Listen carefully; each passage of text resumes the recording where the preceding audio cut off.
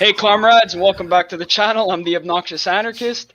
As you all can see, the day has come. I'm in conversation with Jason Unruhe from Maoist Rebel News. You can check out his YouTube channel. Feel free to introduce yourself, Jason. I am Jason Unruhe. Nice. I'm the guy you've probably heard somebody complain about somewhere. Yeah, for sure. Well, I mean, if you're not being complained about, are you really doing anything? So yeah, I guess we could just let people funnel in quickly, and we'll get started with the questions. I just have a couple of questions concerning your political journey over the years, because you have had this channel for just over 10 years. You're not almost 12 and a half. Oh wow. So yeah, you're no spring chicken. You've been doing this for quite a while, and I think it's important that we have this conversation. No, this September I'm going to be hitting 40 years old. Oh yeah! Oh shit! I didn't know you were. You look quite young for your age. Yeah, everybody says that. It runs in my family. Yeah. Well, I get it a lot too. Every time I say I'm 30 years old, people are like, "Oh my god, you sound and look like you're 20." But it's all right. It's all right. I guess looking younger is a little bit better. Hopefully, we'll live long lives. That's one of the reasons why I have the beard, so I stopped getting carded. I saw that photo that you posted on your YouTube community there with the shaved beard. It looks good. It looks good. You look young. All right. So, anyways, we'll just say fucking hi to people in the chat over here.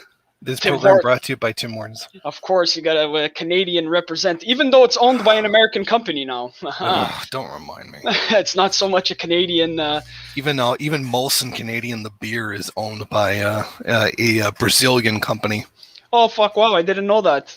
We have, I think, the brewery's it's here in Montreal. We have a Molson brewery, I think. I liked it. On This Hour has 22 minutes. They made the joke. Molson Canadian has been bought out by Coors, owned by a Brazilian company, with their new motto, "I was Canadian." I used to be Canadian. Yeah, that's funny shit. All right, so man, Ludlow Vert, what's happening? Fucking Samus, what's happening, my dude? I haven't seen you in so long. I'm gonna come visit you someday. Zidane, what's happening? Much love. All right, so we're gonna get started. Jason, I'd like to start off before we get into the Maoist street code. If you could just tell us a little bit about your political journey, starting from when you first got into left-wing politics originally, and what motivated you essentially to start your channel just over 10 years ago, and 12 years ago about. Okay, originally when I was a teenager, I was actually pretty right-wing, but it's hard to explain. I was right-wing, but I didn't know what I was talking about. Now, looking back, I had no idea what I was talking about, because then I would have realized how fucking dumb I sounded. So, I got out of high school in the year 2000, and, I had, drunk the Kool-Aid and all this shit. This is the best country in the world. There's infinite job potential for everybody. And then the real world kicked me in the fucking teeth. That ain't true. Now, this was right after two major economic events. One, the full force of NAFTA had finally come in, where they had busted all the union jobs down to minimum wage and exported a lot into Mexico. And the dot-com bubble burst. It's about the same time. This we're talking around 2008 or? No, this is 2000.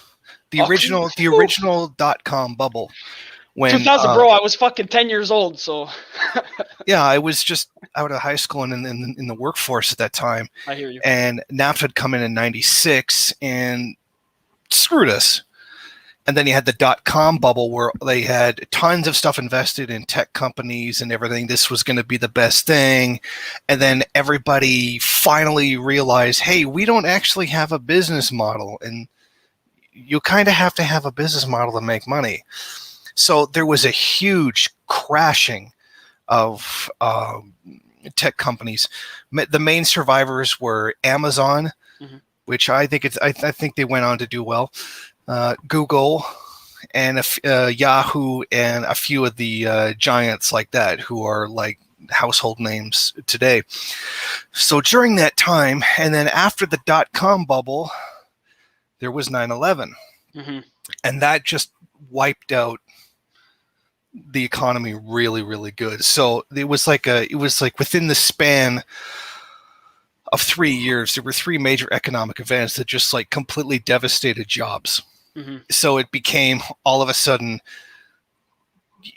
we're like the greatest country in the world. There's infinite possibilities for everybody to, hey, I found this job that's like, what is it? You have to be 18, at least 18 years of age to have it, and 20 years experience. You know what I mean? You know, fuck, holy shit. That culture still exists today. Oh yeah. I got a job working at a furniture store in the warehouse. Mm-hmm. Okay, so minimum wage, whatever. All I do is assemble furniture, loading dock, all that same shit.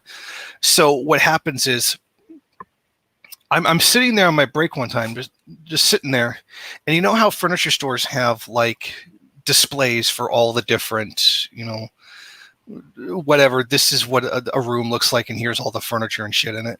Yeah. So they put a couple books in the shelf so they don't look loose, and one of them was the Communist Manifesto. Oh wow.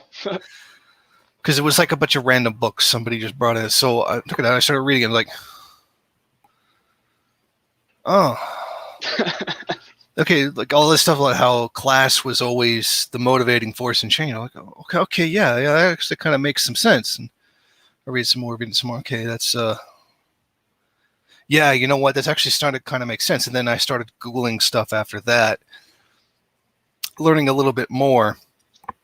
And then one day when I was working security, I went to Toronto, and I went to a store that now no longer exists, called the world's largest bookstore, and it was the largest bookstore at the time. And okay, here's some books by Marx. Here's Capital, Wage, Labor, and Profit, and all this other shit. And I remember that I picked up Capital. I read the introduction. I was like, okay. And then I read like the first 2 pages of Capital. I went, wait, what? I didn't understand a goddamn thing because of the way Marx wrote. Well, for sure. Plus, you were young too. I mean, come on. Oh no, not even really young at that time. I was probably about 26. Okay, so you were about 26 years old when you 25, 26. You had this furniture job and you found the Communist Manifesto. That's pretty sick. And then I tried to read Capital, and it took me quite a while to be able to figure that out. So hey, and so I went and basically I wrote a simplified version of it. I would read one sentence, or in case of Marx, one goddamn paragraph, because one sentence has to be a paragraph long. Yeah. And then translate that to plain English, and then move on to the next one. That's a really good way of studying, honestly. So I ended up with a book after that of Marxist economics in plain English. Wow. And then later I found it, and I was like, oh shit, I should release this. And then it became, more time went on, and part of the generation I'm in, Generation X, is when we saw the decline from like the post-war boom to the shitstorm we have today. It was like, okay, yeah, because as you remember, one of the big movements in the mid 90s was the grunge movement. Yeah, of course. And then you had Kurt Cobain, and you had a lot of other anti-establishment voices who were saying there's a problem here. Now, the problem with mainstream political thought is that it doesn't explain things very well or understand things very well. So you had the grunge movement that was very, okay, there's a problem here, but we don't know exactly what it is. We know society's alienating. And there's been a lot of subculture movements since then who have also expressed that kind of alienation. Yeah. And I think, not grunge, I would say punk would probably have to be the first one that did it. And then when that started to peter out, then it was grunge, and then you had all these other ones. And then by the time grunge had worn out, basically all the subcultures of alienation got taken over by the corporate overlords of music. Yeah. So now doesn't mean anything.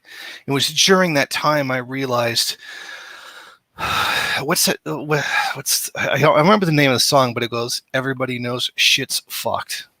I don't know. From I who? don't From the grunge era? I don't remember. Everybody know, it's a more recent song. Everybody knows shit's Mhm. fucked. I don't give a good goddamn. Your Uncle Sam's a motherfucker. I don't want to see him again. Not to pretend. Count to 10. I don't know. And that's basically the feeling that I got. Okay, things are not the way that I was told that they were going to be. And I thought, okay, did I do something wrong, or did I misinterpret, or? And then I started reading Marxist theory, and like, okay, yeah, this actually kind of explains some shit. See, that's the And problem. I like what you said there, but it is generally the problem with these mainstream music, let's say scenes and stuff like that. Is yes, they'll point to the alienation, but they'll never point to the material conditions that are causing that alienation to begin with. So stuff gets all lost and rambly and. But anyways, continue. but yeah, they used to. Like if Yeah, you saw like rap from like what was it, like the late 80s to the early 90s. that's true.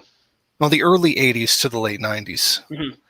They did. And then of course then you got the corporatocracy and then, like everything else, fucking ruined it. And now we have mumble rap. Yeah. So it was all of those things. It was very much the material conditions, watching everything change, and then it was like, okay, something really isn't right here. And then it's when you do that, you start seeing that the news kind of is telling you the truth if you read between the lines. Depends, obviously. Yeah, like if you see CNN say, wealth disparity is getting too great in America, they're saying, do something about, give some reforms or shit's going to fall apart. If you can read between the lines, then you know what they're really saying. And then I thought, and I said this on a YouTube comment somewhere. I said to somebody, oh, hey, oh God, these guys are such liars. They're so full of shit. And then somebody said, what, you think you could do better? Hmm. Yeah. Yeah, I actually think I can do better. I really think I can. And there you go. And that's what influenced you to make Maoist Rebel News. See, somebody shot their mouth off at me one time, and now here we are 12 and a half years later. Hey, I'm glad you're here. That's for damn sure. So be careful. Yeah. Be careful who you say that to. Yeah, definitely. And I also wanted to take an opportunity, which I forgot to do before, honestly, to thank you for the shout outs that you've given this channel on your YouTube channel. It's, it's led to about, between 350 and 400 new subscribers to this channel. So it's really nice. And I appreciate that. As an anarchist, I appreciate the mutual aid. It's good because for a very long time, there really wasn't very much. I mean, in terms of the very, very old guard, there was only myself and Brendan Cooney, and Brendan Cooney seems to have disappeared off the face of the earth. Yeah, he disappeared around early 2009. I don't know. Maybe his job or whatever. But he was the one explaining Capital. He was the one at the channel Capital 101. Mm-hmm. And then for the longest time, there was like nothing. And then Finbull showed up. Mm-hmm. And then for a while, it was just the two of us, and it was a fucking wasteland for a long time. And then I struggled through some pretty dark times then.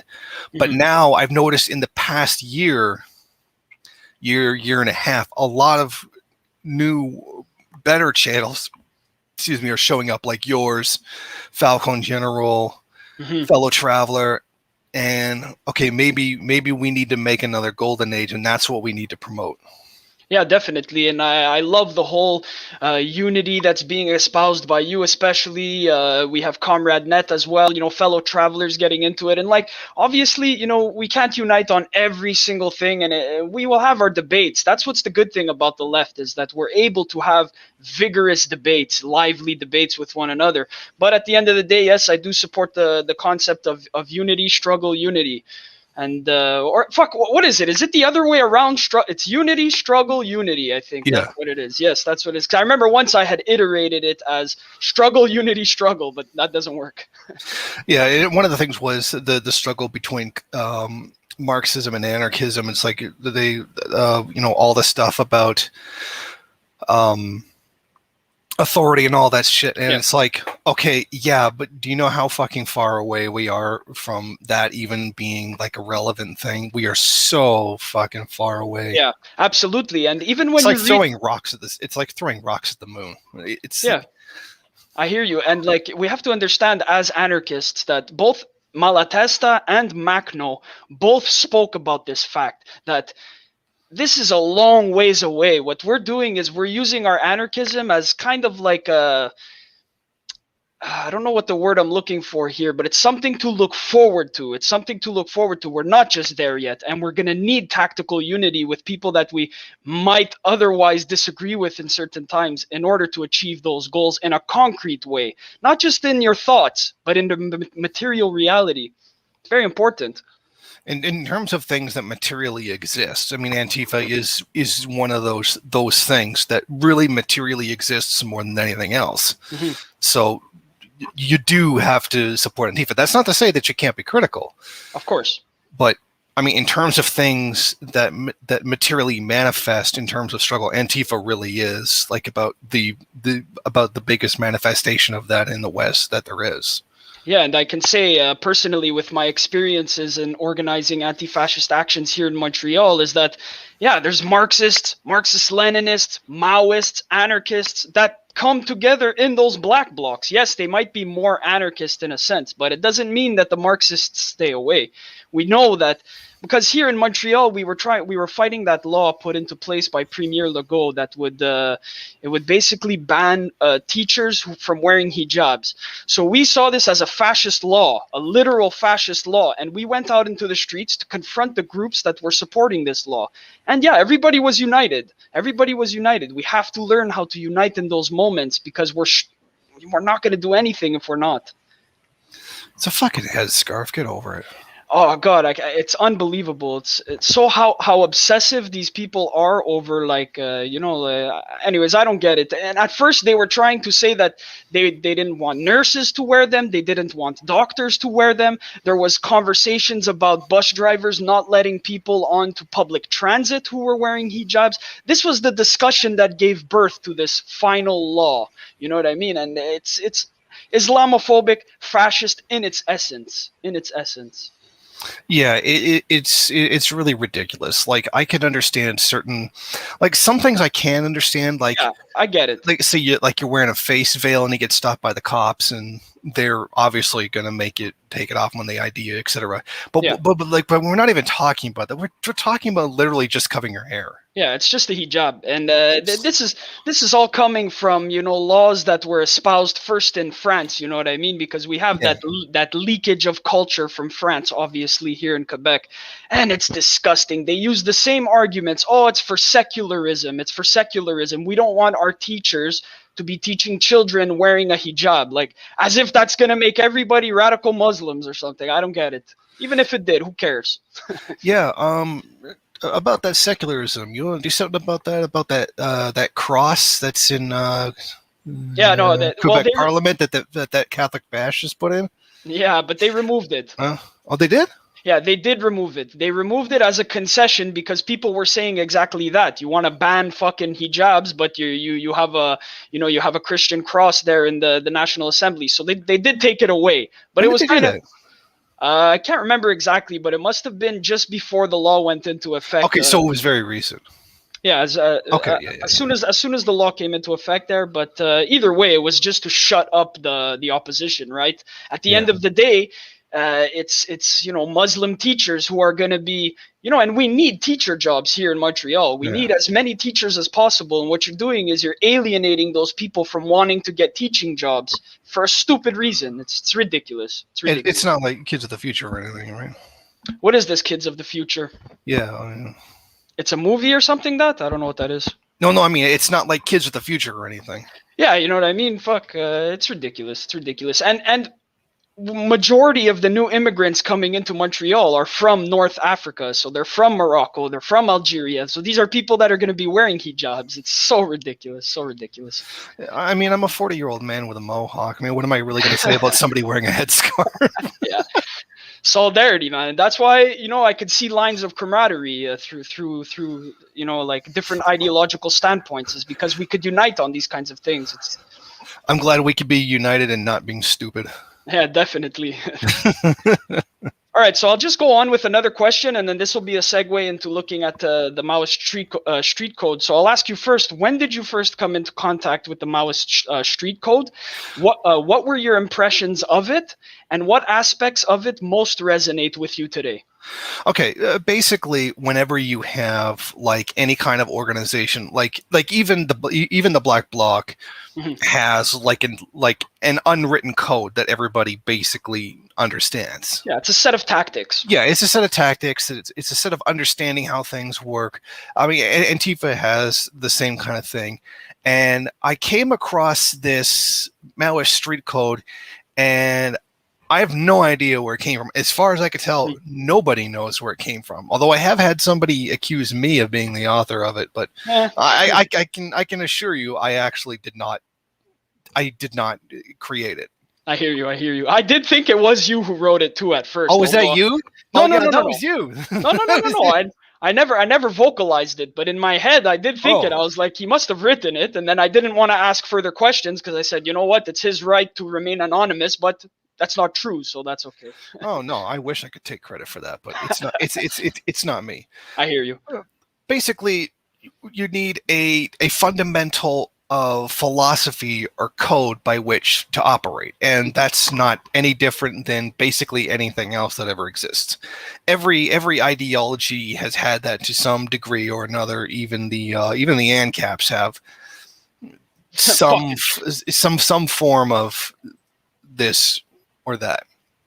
Okay, now because it's the Maoist street code, obviously it's going to be Maoist, and not everybody's Maoist, but it makes very important understandings. One is that nobody on the far left, by that I mean the actual left, is in any position to take any power. It's not happening anytime soon. So to assert dominance over another one and then to wreck them is stupid. Yeah. It's counterproductive. It's not going to accomplish anything. Unless you're the Austin Red Guards, then you can go ahead and do that. I know nothing about the Austin Red Guards. Well, I know that they went into a PSL protest, hands off Venezuela, and decided to wreck it. I don't know why you'd do that. Oh, wow. But anyway, this was written when George Bush was in office, so this is going pretty far back. This is going at least 2007. I think maybe 2006 this might have been written. I'm not exactly certain. But it says here on January 18th, 2005. 2005. An anonymous message was sent, blah, blah, blah. Yeah. This is, we unite with the anarchists and what we agree with. We struggle with the anarchists and what we disagree with. Their ideas like believe that Marxism-Leninism is outdated, but Marxist-Leninists still hold relevance in the post-Soviet Eastern Bloc. This doesn't mean that you go around wrecking Marxist-Leninists. And yeah, of course you have to start mowing the lawn right now. Okay, that's fine. Well, it's not coming through. We can't hear it. So okay, good.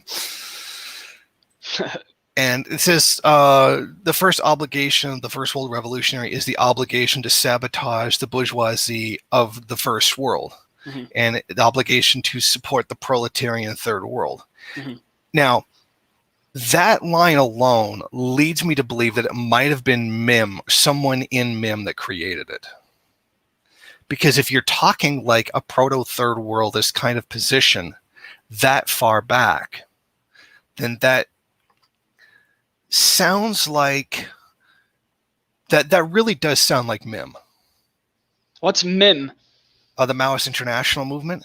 Okay, I don't know much about it. And excuse my ignorance when it comes to Maoism, please. They were like there was RIM with Bob Avakian, Gonzalo, and all that, and then all that imploded or exploded, however you Mhm, mhm. want to say it.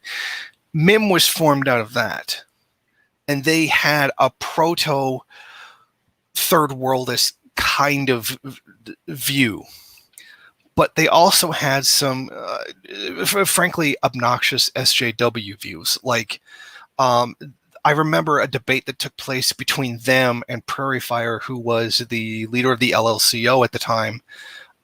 They said all heterosexual sex under capitalism or under patriarchy is rape. All And all heterosexual sex? yeah, But okay, that's weird. okay, yeah. If patriarchy exists, then therefore all heterosexual sex is rape. Okay, okay, okay. That's dumb, Yeah, and no, I hear that's an you. insult to that's an insult to anyone who has been raped. Mhm. So because of those kinds of divisions, essentially it was Prairie Fire who broke off from MIM, who was in MIM, and founded the LLCO. So given that time period of which this appeared and the kind of proto third worldist line that's in here, Mhm. I highly suspect that it was actually a MIM person who created it. Okay. And MIM existed where in the United States? And one other country I don't remember. The only thing from MIM that still exists is the prison chapter, Okay. organizing and educating in the prison system. Mhm. As far as I know, that's the only part of it that still exists. All right, I hear you. I'll have to do more research on that for sure. MIM and because like a lot of it's nice to hear like other people doing like are they like taking like an abolitionist stance on prison, or they're just Yeah. yeah, okay, it's really nice to see that, you know. Yeah, MIM was the one who really stuck it to Robert Conquest. They were the ones who wrote up the whole thing debunking the Black Book of Communism, sent it to the publisher, and the publisher was forced to admit, okay, there were some minor mathematical errors that will be corrected in the next edition printing that never came. Oh shit. Of course not. Yeah. Okay, so here I guess we can start looking at the Maoist street code. I'll just start here. On January 18th, 2005, an anonymous message was sent throughout the United States and Canada titled Maoist Street Code. And there we got Mao's face right there. So how should we go about this? Should I just read it, and then if I have any questions, I'll ask you. If you want to stop me at any point, stop me and you can clarify. Yeah, sure. It's only So 3 pages. yeah, it's not that long. So yeah, we'll read this, and then we'll see from there. We'll interact a little bit more with the audience. Let's say, so Maoism in the first world is not Maoism in the third world. The only way to hold high the great red banner of Marxism, Leninism, Maoism in the first world is to build up the first world lumpen proletariat. The labor aristocracy is the enemy of revolution. It is the first world lumpen proletariat that must be revolutionized, recognizing that the base of revolution can only be found in the third world. Okay, so firstly here, I guess we could, I would say like, okay, so how do you conceptualize the lumpen proletariat and the labor aristocracy? If we could just talk about those two terms specifically a little bit. Yeah. Most of the first world working class is bought off. And usually it's bought off. It's not great, but it's enough to prevent people from willing to go to the point of picking up a rifle and risking their lives. That's not to say that the working class is great. I mean, even the U.S. tends to be that kind of exception where things are worse than anywhere else. I mean, even if you look at the social democracies of Western Europe, and you walk up to someone in like Sweden or Finland who has universal health care, all these guarantees, protected housing, and say, here's a rifle, go and kill the government, they're going to laugh in your face. Definitely. Or they'll fucking call the cops. They'll call the cops on you themselves. But in places like America, most workers, you know, it's not worth it to them. It's not worth. Your revolution generally comes from people where revolution is the only solution, and for a lot of lumpen people who basically have nothing, there's like nothing at all. that's a much more rational choice to take. You can argue to what degree or another they'd be willing to engage in any revolutionary work. But I think that this is the major break that needs to be made from classical Marxism. Marx said that the lumpen proletariat was a waste of time. He basically called them degenerates and whatnot. And I thought that was a really funny thing for a guy who liked to get drunk and smash windows. Like he would like get drunk, ride a donkey through the streets of England, and smash windows. Like, holy shit! like, This is who the fuck are you to call other people degenerates? Like, what the fuck? That's hilarious. Yeah, so like Marx did conceptualize the lumpen proletariat as this classless strata of people who were unthinking, to use his words and stuff like that. So I could see where you're saying he was just calling them a bunch of degenerates and stuff. Yeah. But in terms of finding people willing to carry out that kind of violence who would see the rationale in destroying the system, that would make sense. The lumpen would be the better class to use. Like I say, even in like the first world, you get a lot of people like say, oh, we got to reach the unions and we got to reach the workers and whatnot. I go, walk up to a union construction worker, even in America, who makes like $80,000 a year, who's got like 2 trucks, a house, and a 401k, and he's not going to give that up to pick up a rifle and go fight. I mean, no, definitely. It's not in his material. It's not in his material interest to do so.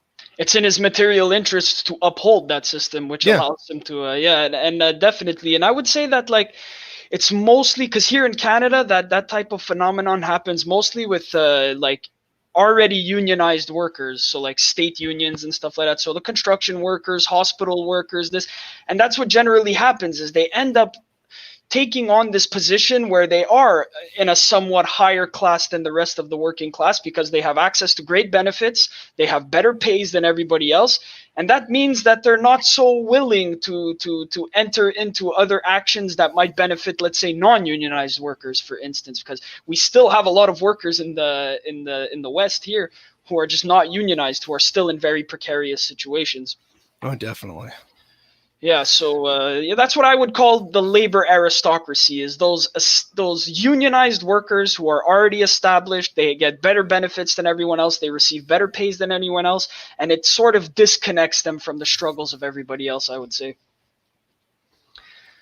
So but on the case of like recognizing that the base of revolution can only be found in the third world, personally, I don't think I agree with that, because I think that there is a revolutionary base for revolution here in the first world, let's call it, and it is in some of those non-unionized precarious jobs, restaurant workers who are constantly on the who are constantly in fear that they're going to be just replaced by someone else who could move a little bit faster, other types of jobs, gig economy jobs and stuff like that. So a little disagreement there, but yes, I do believe in the revolutionizing of the lumpen proletariat.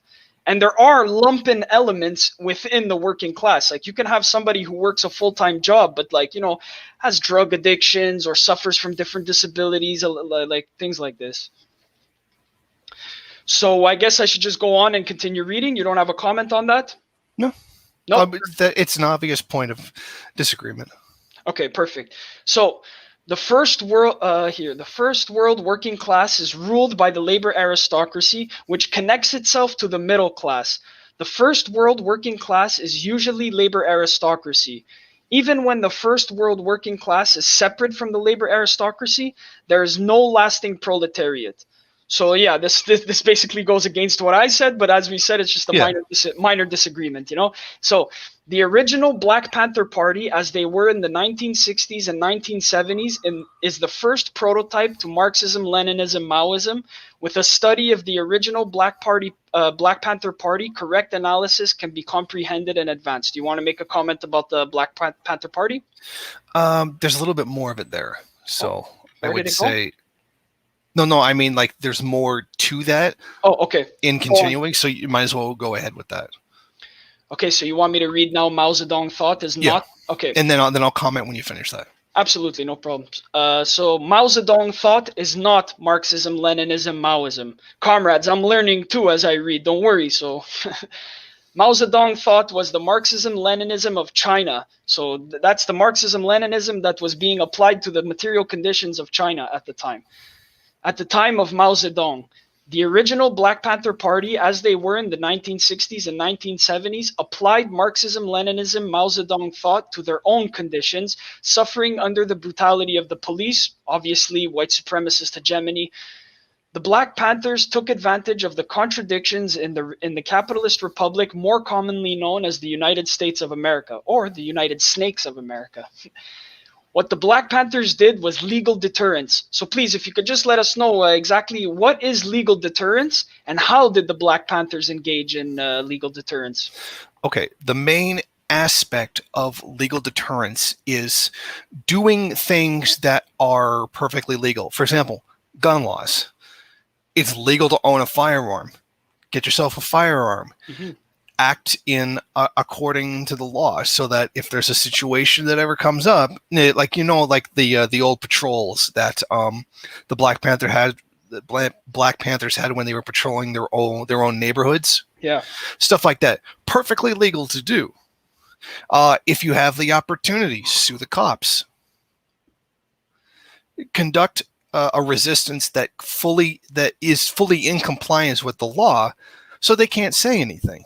Like if you went out and broke the law in retaliation for something, then they've got something to arrest you for. But if you do something according to the law, according to the very philosophy of the United States, like gun ownership, private property, etc., what are they going to do? Mm-hmm. Undermine their own basic core beliefs? Yeah. It's not saying that's all you should do. They're saying that at this stage, perform the legal deterrence, do what you can. Like they said, the contradiction. One of those contradictions is in gun ownership. Gun ownership is a threat to the system, but it is also a core tenet of the system itself. Exploit that by being armed. Absolutely, and we can also get into other things like civil disobedience, because we do have a legal right to civilly disobey unjust laws. And obviously it's a gray zone, and police will still arrest you for a bunch of things and stuff. But I think that that's included in this legal deterrence. And obviously, if you have the means to be able to sue the police, for sure go and do that. But that's not accessible to everybody. That's for sure. Yeah. And we don't really do much suing here in Canada anyway. Yeah, heavy suing is really more of an American thing. But I suspect that's what this was written for anyway. Okay, more for the United States. Yeah, I hear you. But there are also things that we could do here in Canada, absolutely. And as we go down into the Maoist common law and the street code, it'll become more crystallized. But for this moment, I'll just continue reading. Unless you have anything to say, Jason. No. All right, so Marxism, Leninism, Maoism emerged as the new revolutionary path to be upheld by the revolutionary internationalist movement. So this is the RIM that you were talking about, right? Yes. RIM. And the evidence was the shining path led by Manuel Ruben Abimael Guzman. I can't pronounce these fucking names. Guzman. That's it, Guzman. The revolutionary internationalist movement was destroyed by Guzman. Has become a reactionary. This does not stop Marxism, Leninism, Maoism. And this is really good, because we shouldn't let groups be dismantled and dislodged just because of the actions of bad individuals. So if you please can explain, how did Guzman become reactionary? Well, it says that RIM itself became reactionary. Now, it's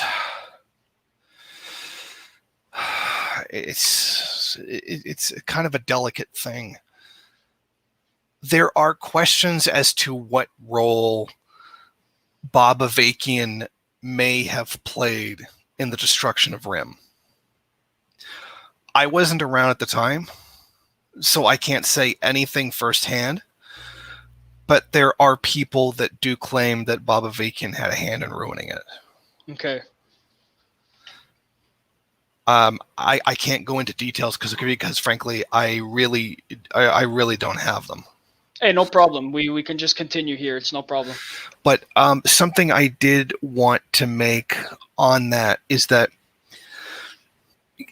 given the obviously different countries have different material conditions. The material conditions of the Soviet Union, or Russia to become the Soviet Union, were different from China. Mm-hmm. And I think the main mistake that Marxists in the West do is that they try to, copy paste from the Soviet Union. Mm-hmm. But America has a context that that does not equal that of Eastern Europe. Mm-hmm. Let's be honest. Eastern Europe was never a settler colonial state. They had colonies, but they were never the colonies themselves. Mm-hmm. Now, of course, this goes into native rights, black struggle, etc. That was never the case with Cuba. That was never the case with China or Russia. They were different. They were entirely different situations.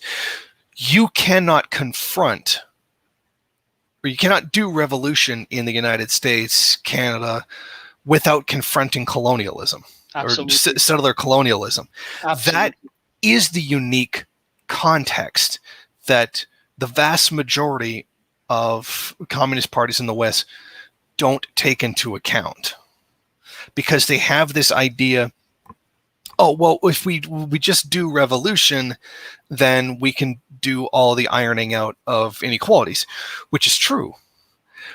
The problem is that getting to the kind of unity necessary to create that revolution requires dealing with settler colonialism before the revolution takes place. Yeah, I do agree with that. I'm really happy you said that. I actually have goosebumps, to be honest with you.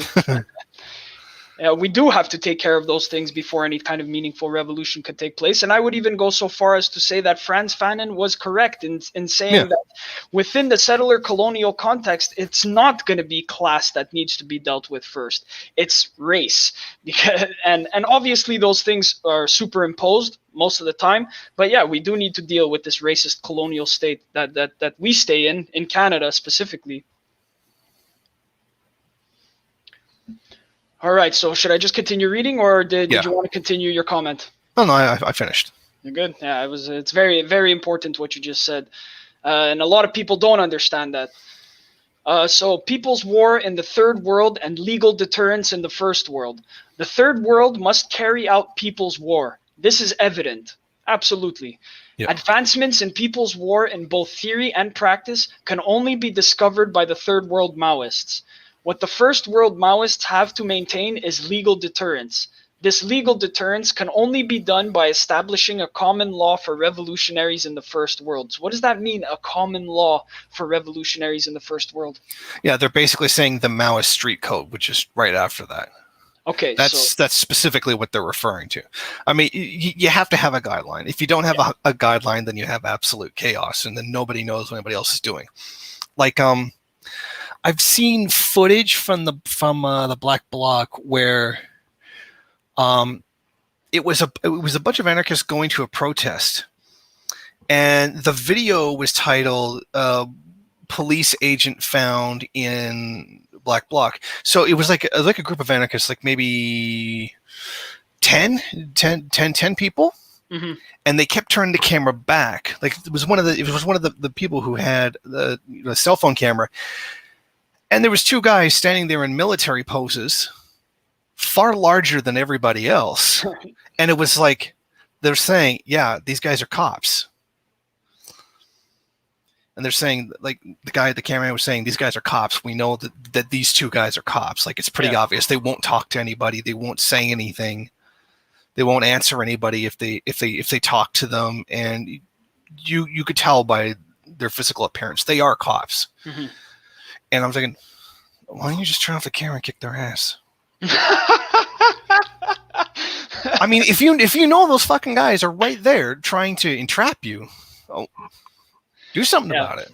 Yeah, you know what I mean? I would never advocate committing acts of violence against the police.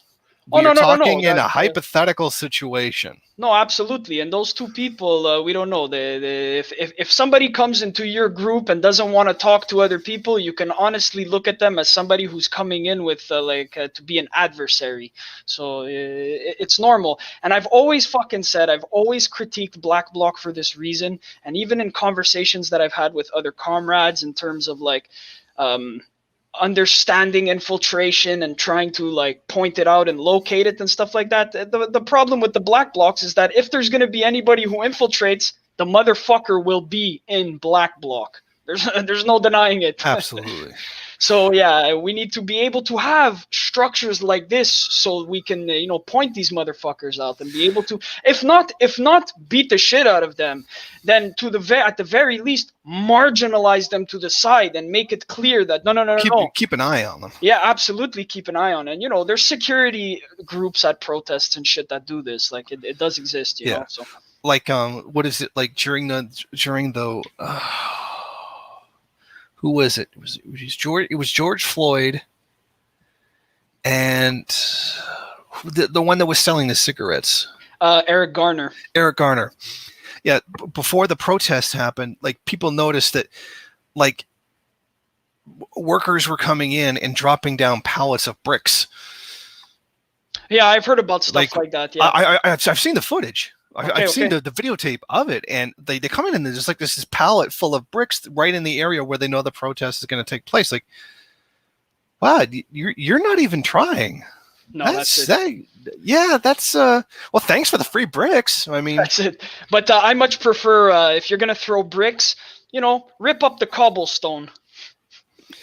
It's when you have something so decentralized and everybody's anonymous, it's very easy to send agent provocateurs into the group. I mean, normally you would just wait for it to start and then sneak one guy in on the crowd, but to be dumb enough to just send two guys in a group of 10 people is going to be noticed right away. I gotta wonder what the hell they were thinking. Yeah, a lot of the times, honestly, we can always tell whenever there's cops at the protests because they're wearing like kind of clothing that like a 14-year-old punk anarchist might wear. So what we do is like when we find these weirdo motherfuckers just walking around the protest all alone and stuff like that, what we do is we try to go behind them and we say, "Hey, constable," and just to see how they react and shit. It's funny. It's very funny. Should probably go home baking bits. That's it. You should probably take a fucking hike. Get out of here, bud. But yeah, that's it. And then there's also the problem of, people filming within Black Blocs and stuff like that. And, if you try to inhibit someone from filming, they have the footage of you like pushing your hand. And then it's not good for optics. But at the end of the day, personally, I don't really care about optics too much because I'm not trying to look good to my enemies, so. Yeah, I think it's actually important for Black Bloc people to record their own stuff. I think it's important for people like me, if I ever get the chance to be anywhere near a Black Bloc protest, to be able to do that. Yeah. I mean, are you going to leave the narrative to the mainstream media? No, absolutely. But then there are always just security concerns with that. Oh yeah, definitely. Definitely. Definitely. Yeah, I'm just saying, blur out faces and stuff like that. But we should never let the mainstream media be the ones with all the footage and the ones with all the information, because they will twist it into their narrative. And I think it's important that we tell our own stories. We push our own points of view and try to provide a counterbalance of information and storytelling that the mainstream media is going to give. Yeah, absolutely. And, that's a huge part of my channel is that I'm trying to take back and say, look, us anti-fascists, we are normal human beings. We work 40-hour jobs every day. We're not just people who want to just go out and destroy things. We are legitimate political actors.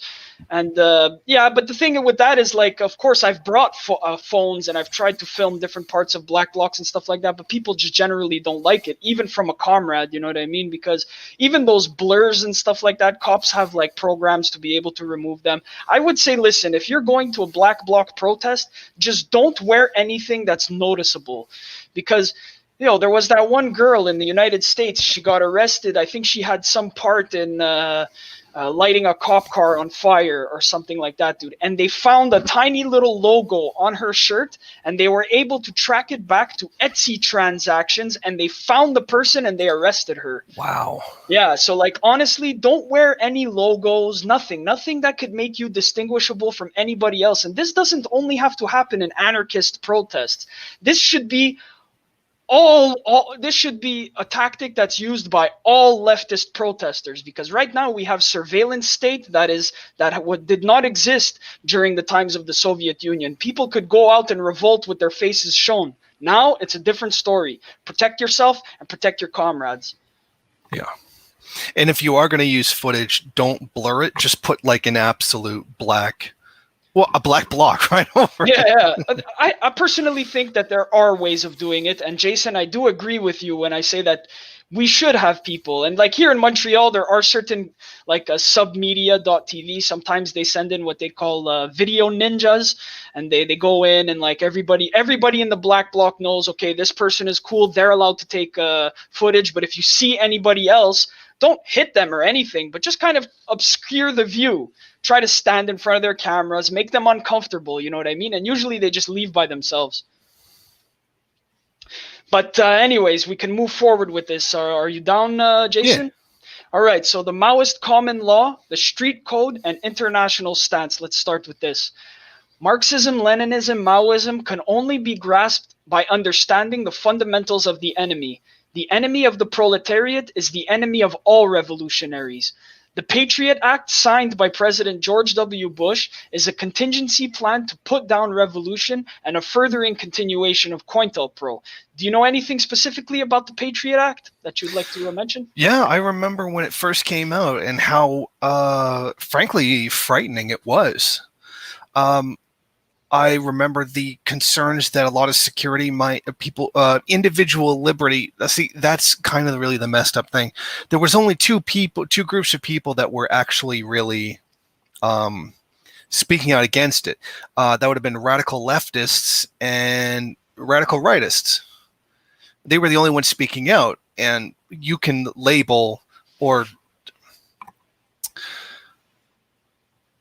frame those two groups as the enemy in that situation.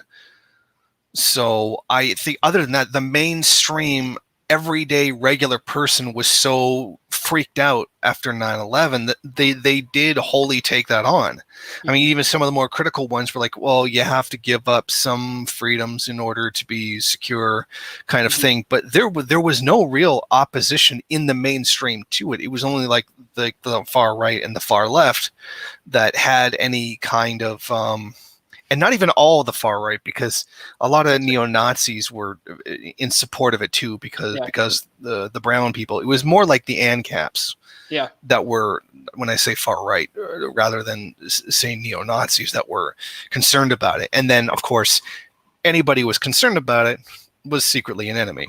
Yeah, I'm glad you made that distinction, though, and it is true. And as we looked at before, like, if the left doesn't look at the lumpen proletariat as a revolutionary force, the right certainly does, and that's where it could be our downfall. So, should I continue? Sure. All right. So, Maoists in the First World, well versed in the correct line of revolutionary science for our time, requires that we know that what determines revolution in the First World is the lumpen proletariat. The First World lumpen proletariat lost class consciousness due to the efforts of this counterintelligence program, as you said. Yeah. I actually would argue that that's not as true as it used to be. Okay, in what way? Written in 2005, in the era of, when the war on terror was a big thing, a lot of class consciousness was lost. A lot of it became us versus them, and them being the East. So I would say that actual line there about most of the class consciousness having been lost isn't necessarily true anymore. Okay. Things have changed since 2005. I mean, pretty much most people think the war on terror is complete bullshit anyway. Absolutely. Yeah. Absolutely. It's fucked up. I wanted to say something, but we'll go after. I'll continue reading. We must reawaken the lumpen proletariat to class struggle. And this is easier said than done, absolutely. Yeah. The obligation of the First World Revolutionary is the obligation to sabotage the bourgeois First World. It's very important. The First World Revolutionary has another obligation, an obligation to the proletarian Third World. Exactly. We need to understand that we have much more in common with the workers around the world than we do with the billionaires in our own countries, and this is Of where, course. yeah, and this is where nationalism, can be a very big downfall in terms of uniting for the class struggle, or rather, I should say, uniting against the class violence of the bourgeois. So let's continue reading from there. Maoist common street law dictates, as it must, an infringement against anarchists is an infringement on Maoists. Maoist common street law dictates, as it must, an infringement against Marxist-Leninist Maoists is an infringement on anarchists. See, this is what I love: is that an injury to one is an injury to all. Because the state's not going to make is not going to make a differentiation between us. No, absolutely. We're just far right radicals, and when they say when they start coming down and arresting all the anarchists, don't worry, they're coming for the communists too. Oh yeah, and I didn't versa. when they came for da da da. I said nothing because I wasn't blah blah blah. It's a good point to remember. Absolutely, like the echoes through history as well. Yeah. So where were we here? We unite with the anarchists on what we agree with, and for any anarchists, we unite with the Marxist-Leninists and the Maoists on the things that we agree on, and what do we do here? And we struggle with the anarchists on what we disagree with. Marxism-Leninism is outdated. However, Marxist-Leninists hold relevance in the post-Soviet Eastern Bloc. I'd like to just ask a little question here. How is Marxism-Leninism outdated? In terms of understanding the particular material conditions, I think that we've really moved past Lenin's time. Mm-hmm. For example, we know that the working class is not, say, basically the orthodoxy is that the industrial working class is the center. Was it the center in China? No. Was it the center in Cuba? No. Vietnam, Korea? No, it was very much. In fact, Vietnam and Korea were very much national liberation struggles, as opposed to workers' revolutions. And China and Cuba were very much peasant-backed. That's right. So this kind of idea, for example, most of the world has been urbanized. There really isn't much in terms of a global peasantry anymore. Mm-hmm. We went from having, massive amounts of peasantry across India and, the rest of Asia, and now we have massive shanty towns. Mm-hmm. We have the NAFTA kicked millions upon millions of farmers off their land and sent them into the cities looking for work. And a lot of them ended up in the maquiladora sectors doing stuff for U.S. companies, because part of the NAFTA agreement was to get rid of Article 14 of the Mexican Constitution, which guaranteed land distribution to the poor. And then part of that was to take the cheap corn that was heavily subsidized or still is heavily subsidized in the U.S., flood it into Mexico, destroyed all of the corn farmers, and the corn farmers had to give up and go into the cities looking for work. So there's been a massive urbanization of the world's population in the past 60 years, or I should say 70 years now. And you have a very similar trajectory with China as well. Yeah, very, very much so. Mm-hmm. And I mean, then there's the whole thing about the U.S. and a settler colonial state theorized by the Black Panthers, which is not in ML. Yeah, I hear you. But most of the ML theory is still perfectly applicable to the former Soviet bloc countries, because they're still in those kinds of material conditions, a new form of the same material conditions. I hear you. Yeah, and I would agree with that, definitely. All right, so I'll just continue here. Attacks and infringements on Maoists damage the work of Leninists. Thus, it cannot be tolerated.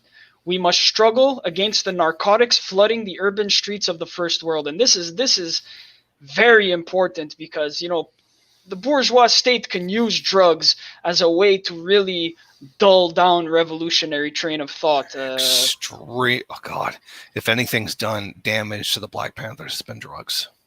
Absolutely, and just in city areas and just working class people in general, like it's just destroying us. And now they're doing it even with the legal drugs and all that shit. See, now this is something that I kind of had to struggle with.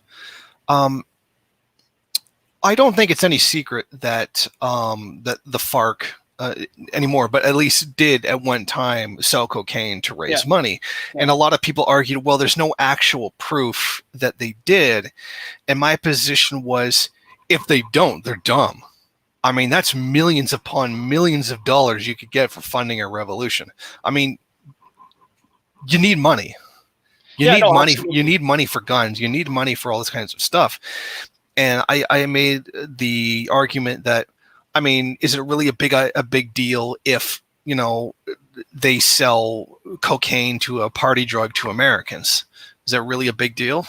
And if they don't do it, the right will. The CIA is going to do it, and they do. They do. So I don't like pointing to organizations like the FARC, like you said, and saying, oh, they peddle in drugs. They peddle in drugs. No, we need to be turning around and saying, how is our government peddling in drugs? Yeah, I mean, the CIA and the history of drugs, but that's massive. For sure, massive history.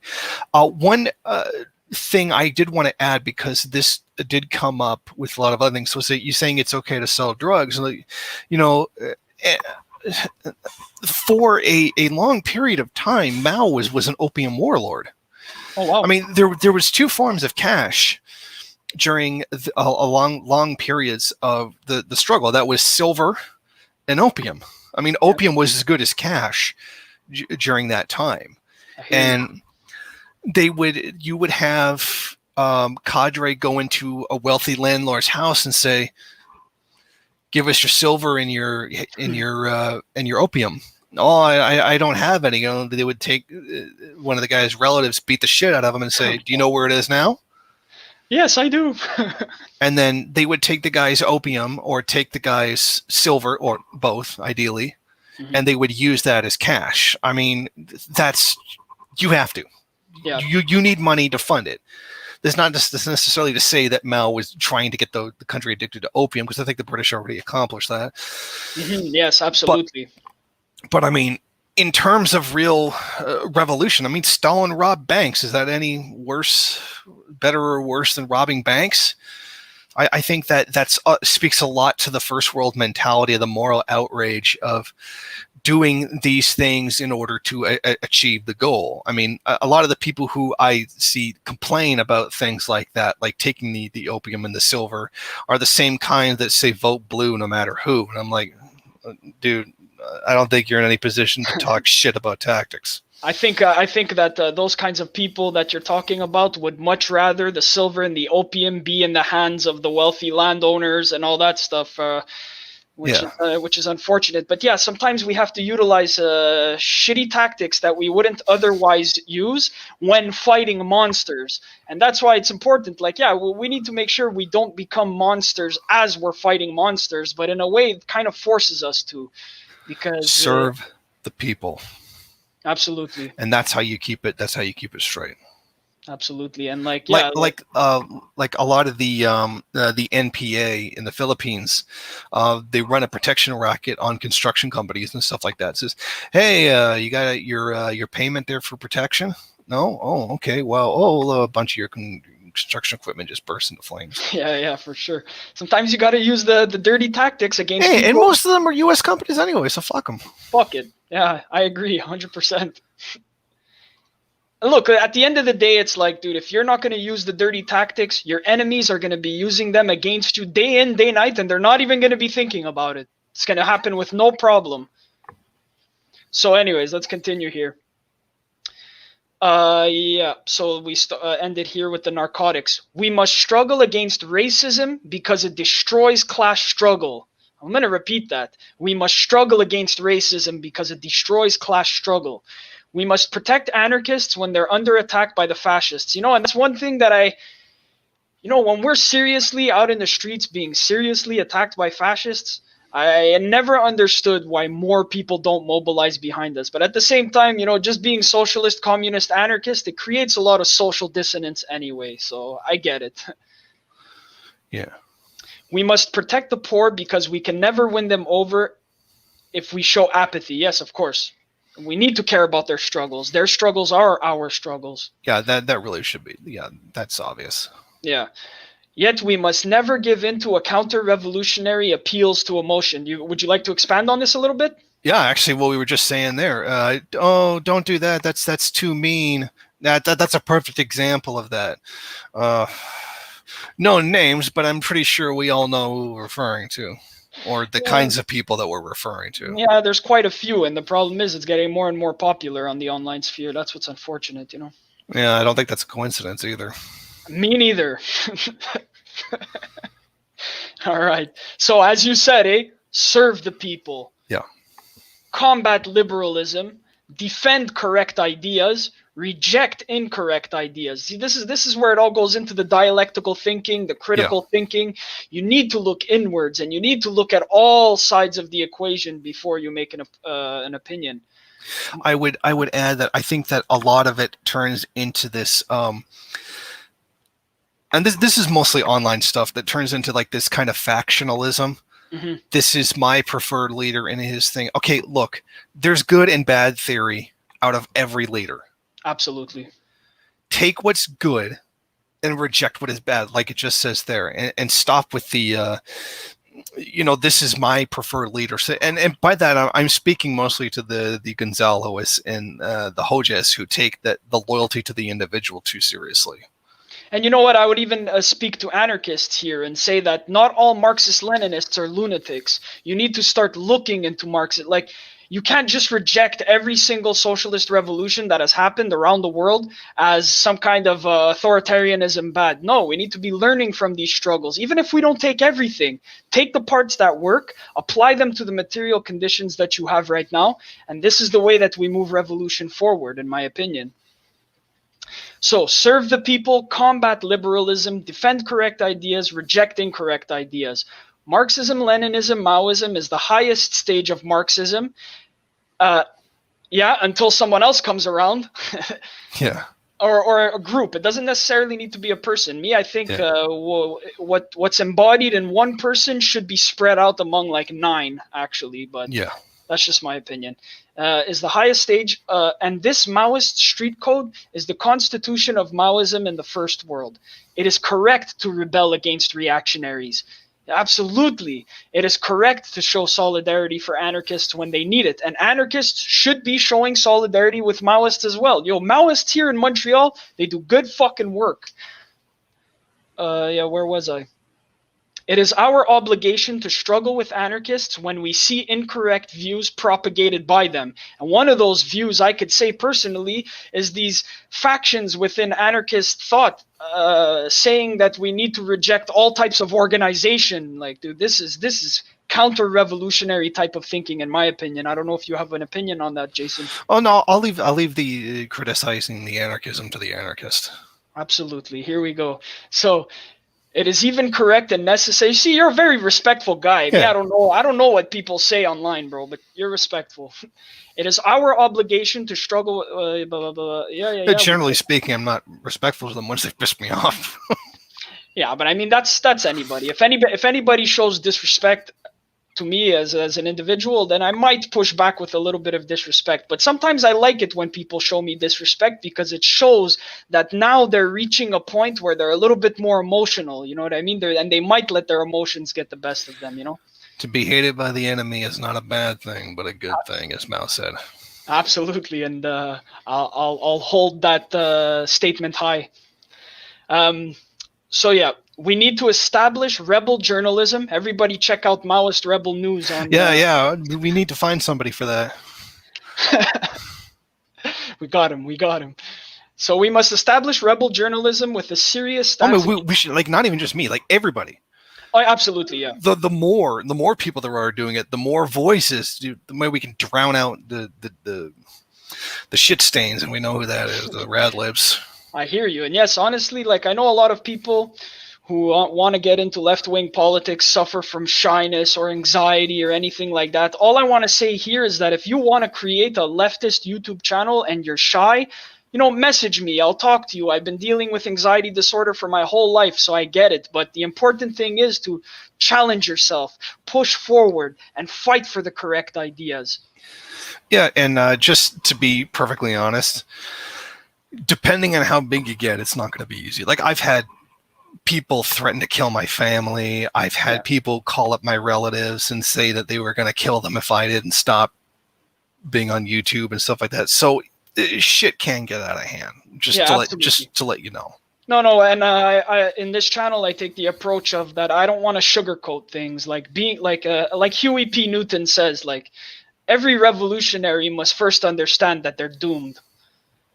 Like it's not easy. And the elation and the ecstasy that we get when we have minor victories are few and far between.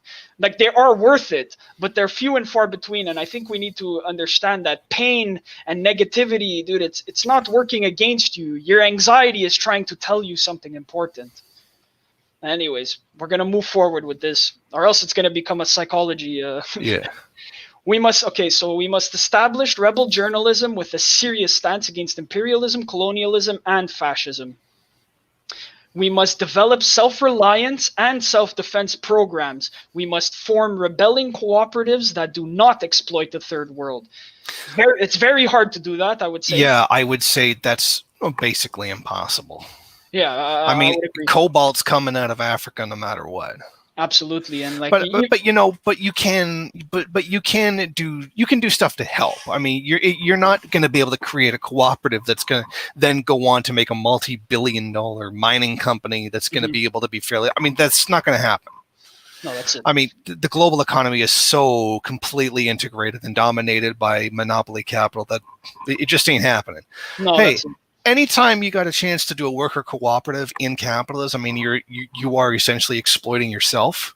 But I mean, exploiting yourself is a fuckload better than being exploited by someone else. Absolutely, I see eye to eye with that take on cooperatives under capitalism as well. And even if you do want to start a cooperative, like majority of the, like if you're just serving food or something like this, like majority of the products that you're going to be getting are from the third world. So that's just something. And there's no way around that. It's like there's no ethical consumption under capitalism kind of thing. That's right. So we must create eco-friendly plans to ensure the survival of the planet, or we will all perish. Exactly. If we don't focus on an eco-centric way of living our lives in the future, the human species will not survive. Yeah, I mean, there's no point to revolution if literally the population is dead. That's it, And I'm not one of those like fear mongers that say like, oh, okay, it's going to be the end of the world in 10 years. But dude, it's something that we seriously need to be taking serious for the next 10 years, let's say. So we must lift up Native Americans and help them in their struggle against colonialism. 100% indigenous solidarity until I die. As much as I possibly can. I know that I haven't done as much as I could, but it is hard,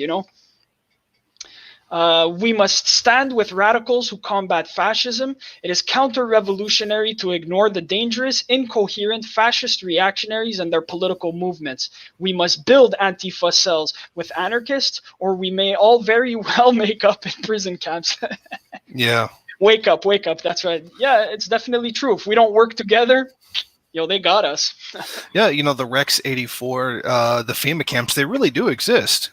Yeah, absolutely. The FEMA camps. Okay, I think I saw some footage of that. Yeah, that was a big thing in. That was like with Jesse Ventura and shit. Yeah, and in 2008, that was really a big thing. I mean, the FEMA camps really do exist. They materially do exist. There is footage of them.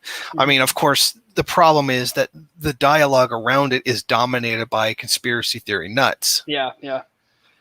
And that's why we have to have our own narrative and our own analysis, because if you don't, then that's what gets out there.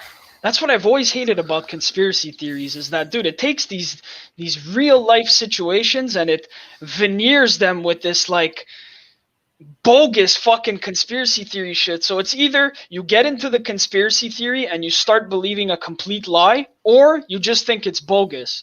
In either way, we're not getting any closer to the truth there. Yeah, and all conspiracy theories generally come down to one thing. Capitalism didn't do nothing. Yeah, you know what I mean? It's like, okay, let's talk about this shadowy upper class and stuff like that. We're not going to say it's the capitalist. It's the Jews. Or it's the Satanists. Yeah, or that's it. So we're never pointing in the right direction. Yeah. Yeah, it's fucked up. So here it says the Native Americans hold the key to saving the environment. Now, I just wanted to say one thing here is that although I do believe that a lot of indigenous peoples, the ones that have held on to like traditional knowledge and stuff like that, they do have ways of living symbiotically in the environment. But I think that this promotes a little bit of the noble savage trope. Yeah, I think it does too. I mean, if I think anything is the key to saving the environment, it's going to be technology. Absolutely, and in tandem with indigenous groups and stuff like this that actually want to fight against the Canadian state, because there are a lot of indigenous groups who benefit from the relationship with the Canadian state. Like sometimes, let's say they voted to have I don't know, like let's say an oil rig next to their territories. They're benefiting, some more than others, is what I'm trying to say. But they're all oppressed under the Canadian state, no matter what. Capitalism with a red face is still capitalism. Absolutely. So, and the same is true with natives, right? So, we must stand with radicals who combat fascism. Okay, this we already said. We must build the Antifa cells. Anarchists, wake up in the prison camps here. Sorry about that, comrades. We beat the fascists before, and we can beat them again. The Maoist street code is the foundation to building the necessary united fronts against the enemies of the revolution. And I love how it ends on a very optimistic note, Yes. So if there's any other comments you'd like to make, Jason, feel free. No, that sums it up pretty good. So that's it. We can look at some comments over here. Vosh literally said that making fun of Nazis is effective. Totally useless advice for You know what I mean? Well, I mean, making fun of Nazis is fun. Yeah, but is it effective? You know what I mean? No, not really. It's not effective in any type of but yeah, I can possibly see what he means in terms of like a narrative or like controlling the popular conscious, but I mean, anybody who's a fascist is going to be a fascist, and anybody who's anti-fascist is going to be an anti-fascist. Yeah, but I mean, in the end, which is really going to be more effective? Bash the fash or laugh at the fash? Laugh the fash. Yeah, I'd say bash. I like bash. All right, so that's it. Anyways, yeah, so this has gone, it's about an hour and 15 minutes. Honestly, I would like to keep it going longer, but I do have to attend a protest today, so I need to get ready for that. Okay. But, so Jason, I appreciate you coming on. No problem. Honestly, like, it was a great fucking opportunity to talk to you, and I'd like to do it again. Absolutely. If ever there's anything you want to talk about, you let me know, and we'll set it up. No problem. All right, absolutely. I'll hit you up. All right. Is there any last words you'd like to give? Solidarity. Solidarity, comrades.